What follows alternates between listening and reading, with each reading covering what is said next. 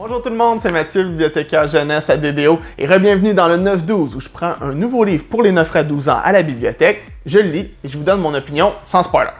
Ma suggestion de lecture ce mois-ci est le Journal d'Henri par l'historienne Gertrude Dordard. Sous forme d'un journal intime, nous suivons le quotidien d'un jeune garçon du début de la Seconde Guerre mondiale jusqu'à la fin du conflit. Henri a 8 ans et il vit avec sa famille à Évreux, près de Paris, en France. Le livre commence alors que le père d'Henri est conscrit juste avant l'invasion allemande, ce qui veut dire qu'il n'a pas le choix de rejoindre l'armée française. De jour en jour, Henri nous parle de sa famille, de l'école, de ses amis et des craintes et des difficultés qu'il rencontre à mesure que la guerre avance.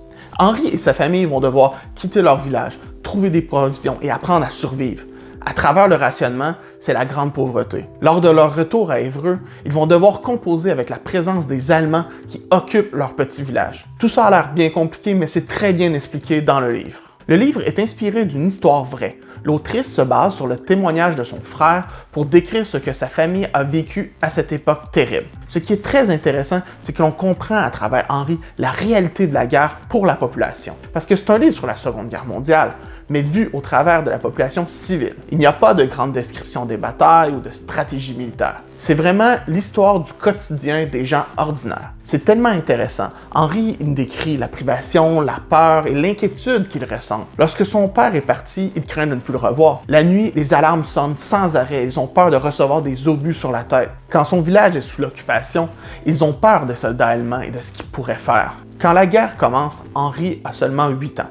À la fin du conflit, il est rendu déjà à 14. C'est une grande partie de son enfance qui se dévoile sous nos yeux. D'une certaine façon, ce n'est pas que de la tristesse et de la peur. C'est aussi un récit rempli d'espoir et de bravoure. Henri parle longuement de la résistance, ces braves qui ont décidé de continuer de lutter même une fois que le pays a été occupé par l'ennemi. Puis, de l'entraide entre les gens du village pour survivre. C'est aussi l'arrivée des Alliés, les Américains, les Britanniques et les Canadiens qui débarquent sur les plages de Normandie pour combattre la terreur et ramener la liberté en France. Durant les 100 pages du petit roman, on passe donc par toute une gamme d'émotions. On sait évidemment comment la guerre se termine, mais de la façon dont c'est raconté, on ne peut pas s'empêcher d'être investi dans l'histoire et souhaiter que tous les membres de la famille d'Henri s'en sortent sains et saufs. À la fin du roman, nous avons même une chronologie de la guerre et des photos de la famille de l'autrice qui nous montrent certains lieux dont on parle dans l'histoire et ce qu'ils avaient l'air à l'époque pendant la guerre. Ce n'est pas facile de parler d'une période aussi noire de l'histoire dans un livre pour les 9 à 12 ans, mais l'autrice le fait avec beaucoup de justesse. Je crois sincèrement qu'un livre comme celui-ci risque d'éveiller votre curiosité pour l'histoire de la Seconde Guerre mondiale. Parce que se souvenir, c'est connaître. Et si vous voulez aller plus loin, après la lecture, nous avons plein d'excellents documentaires jeunesse qui vont pouvoir répondre à toutes vos questions, et même plus. Si le journal d'Henri par Gertrude Dordard t'intéresse,